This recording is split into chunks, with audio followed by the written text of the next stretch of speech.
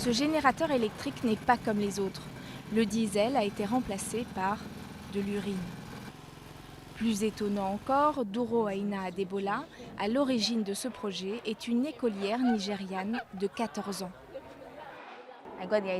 J'ai lu sur Internet qu'une famille de 5 personnes avait été tuée par des émissions de monoxyde de carbone. Ça m'a choqué que des gens meurent intoxiqués par des générateurs. Et je me suis demandé ce qu'on pourrait faire pour qu'on ne rejette plus de gaz nocifs dans l'environnement.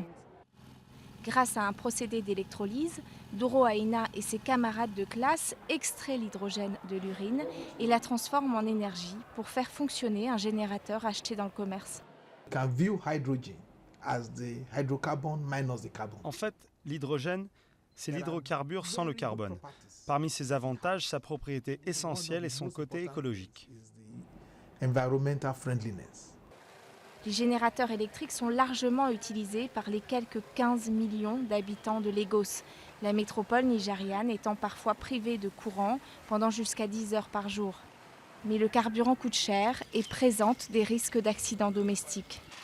Pour l'instant, il n'y a aucun générateur de ce type en activité à Lagos. Mais Titilayo Idowu, qui vit près de l'école, a accepté de tester cette invention chez elle. Résultat, elle a pu allumer toutes les lampes, sa télévision et un ventilateur. Le tout peut fonctionner 6 heures avec 1 litre d'urine seulement, selon les concepteurs du projet. Au début, je me suis dit, mais qu'est-ce qu'ils amènent? Est-ce que ça peut vraiment marcher?